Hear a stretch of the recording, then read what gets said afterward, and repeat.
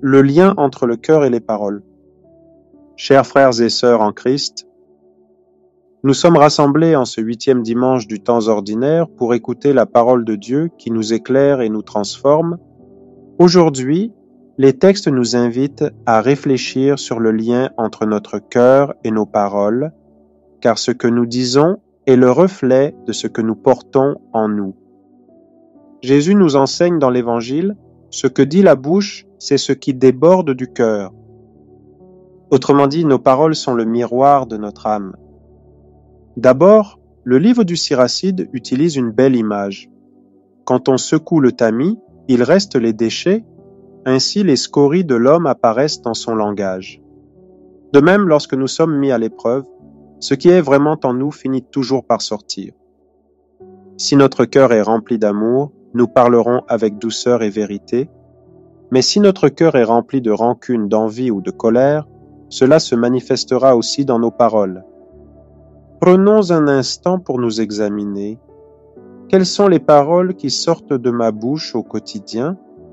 Sont-elles des paroles de bénédiction ou de malédiction? De vérité ou de mensonge? De paix ou de division?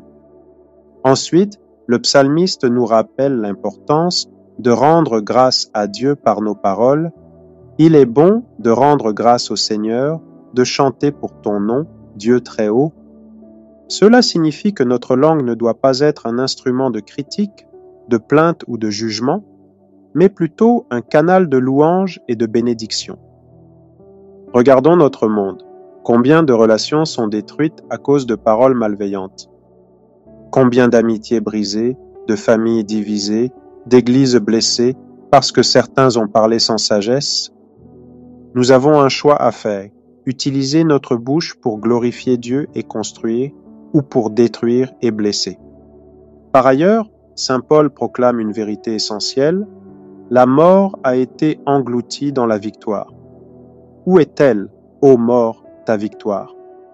Si Jésus a vaincu la mort, il peut aussi nous donner la force de vaincre nos mauvaises habitudes de langage. Il est facile de dire « c'est plus fort que moi, je ne peux pas m'empêcher de parler mal, de juger, de me plaindre ». Mais si nous appartenons au Christ, nous devons croire en la puissance de transformation de l'Esprit Saint. Enfin, Jésus nous donne un avertissement clair.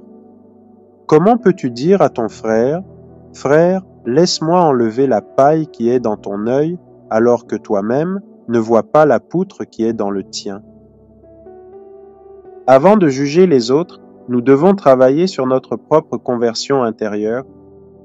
Si nos paroles sont mauvaises, c'est peut-être notre cœur qui a besoin d'être guéri. Un cœur blessé parlera avec amertume. Un cœur rempli de jalousie parlera avec méchanceté, mais un cœur purifié par Dieu parlera avec amour et vérité. Ainsi, comment purifier notre cœur et nos paroles? D'abord, nous devons cultiver le silence intérieur en nous demandant avant de parler, ce que je vais dire est-il vrai, utile et bienveillant? Ensuite, nous devons méditer la parole de Dieu, car lorsque nous nourrissons notre cœur de la Bible, nos paroles deviennent des paroles de sagesse. De plus, nous devons prier pour la guérison du cœur en demandant à Dieu de guérir les blessures qui polluent notre langage. Enfin, nous devons remplacer les paroles négatives par des bénédictions, en décidant de ne plus critiquer, mais de bénir et d'encourager. Chers frères et sœurs, aujourd'hui, Dieu nous invite à une véritable conversion du cœur et du langage. Prenons un engagement ensemble. Seigneur, purifie mon cœur pour que ma bouche proclame ta vérité et ta bénédiction.